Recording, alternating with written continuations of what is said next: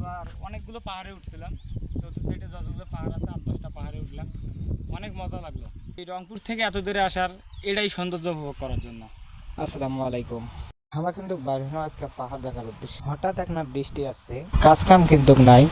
একজনে হঠাৎ করে বলে উঠলো চলো পাহাড় দেখতে যাই। যেমন কথা তেমন কাজ, বিছনা থেকে উঠি সবাই গুলো একসাথে ধন্য হাঁটা পাহাড় দেখবো আজি।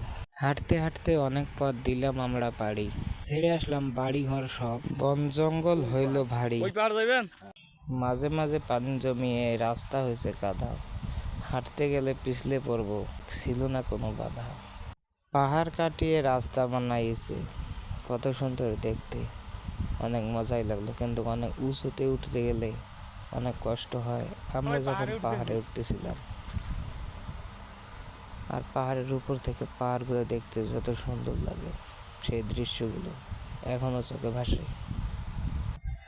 না জানি কত দূর এসেছিলাম, প্রায় 10 কিলোর মতো হেঁটে এসে আমরা সেই পাহাড় দেখতে এসে হাঁপিয়ে যাওয়ার পর আমরা যখন বসেছিলাম এক কোনো গাছের নিচে, তখন এই যে 2 শয়তান আমাদেরকে বারবার নিচে নামানোর জন্য কত কিছু করতেছিল। আমরা হয়তো বা এ জায়গায় না এলে বুঝতাম না চট্টগ্রামে পাহাড় এত সুন্দর হয়। সেই থেকে শুরু হলো মাছ ধরার দৃশ্য। সব থেকে কষ্ট হয়েছিল আমাদের এই পাহাড়টাতে উঠতে, অনেক কষ্ট হয়েছে। একদম খাড়া উঁচু পাহাড় ছিল এটা, 2 পা সামনে দিলে 1 পা এমনি পিছে যায়, এরকম হয়েছিল আমাদের দশা। পাহাড়ে উঠতে হাঁপিয়ে যাওয়ার পর একটু জিরাইছিলাম। খোঁজাখুঁজির পর আমরা একটা টিউবওয়েল পাইছি। কোনো এক পাহাড়ি মানুষের একটা দা দিয়ে আমি একটা আম কাটতেছিলাম। আমি যখন মিস করলাম, পাহাড়ি মানুষটা কাঠ নিয়ে আসছিল, সেই কাঠের বোঝাটা ঘাড়ে নিয়ে কিছু দূরে এগিয়ে দিলাম, অনেক মজা লাগলো।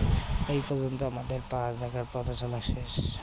আবারও কোনো এক জায়গার ভিডিও নিয়ে হাজির হব, সে পর্যন্ত আমাদের পাশে থাকুন। ধন্যবাদ।